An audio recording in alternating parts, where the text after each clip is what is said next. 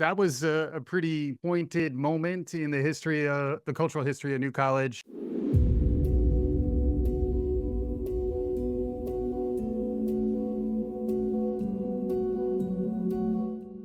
As students had become aware that the neighboring airport authority desired to do a deal with the school that would result in the destruction of this grove of sort of native North Sarasota County trees and wildlife, there had already been like tremendous and I think incredibly organized, disciplined effort to try and prevent that. By the second semester that I was at New College, there was an injunction in place to forestall the bulldozing of the grove.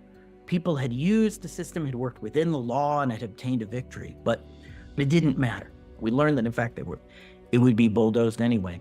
So finally, I saw a thing that I could do. And so I volunteered to be part of a group of people who would camp out that weekend in the grove. At the edge of the property line, there was a line of backhoes and bulldozers. This is like in a line as if, like almost like actually like a military formation. But we knew something was up because groups of police started arriving. In fact, in riot gear. And then someone produced a copy of the Lorax, Dr. Seuss's book, The Lorax. And he said, I need a Lorax. And some people shoved me forward because, I was loud and dramatic. And so I got up next to him on the thing and read for the first time in my life, I think, the words of the Lorax.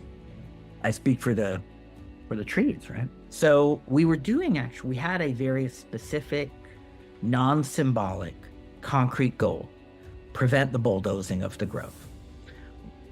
We had the notion that if we delayed it, our legal team would be able to get, a message would go to the judge, had the injunction, and, word would come down from the court, and that would stop the police. And again, that would all be true if laws mattered.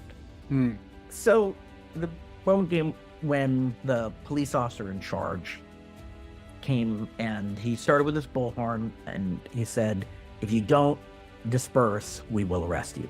So I think like 4 or 5 of us sat down. But then all at once, it was like he gave the signal, and just a wave of police came, and they grabbed us and arrested us, and they cuffed us. They were actually pretty rough.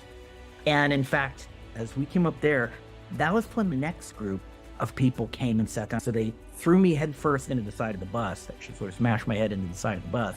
I remember Susan pleading with the cops to loosen the cuffs on someone else whose hands were turning blue because I think they really were all too tight. We were taken to the police station and booked in. We spent a number of hours there before a different judge came in and ordered us all released. Meanwhile, there were other students who had occupied the dean's office. We were released. But of course, the grove was bulldozed that night. And this, for me, is really, I think, the decisive event of my young life. Call it what you will, but it has absolutely, truthfully dominated my destiny since I realized it doesn't matter what the law says. It doesn't matter what the science is. None of that matters. What matters is power. The airport authority got what it wanted because it had the power to do so. You can't be naive about systems. You have to be sophisticated in understanding them. You have to claim some of this power. Otherwise, this is what happens.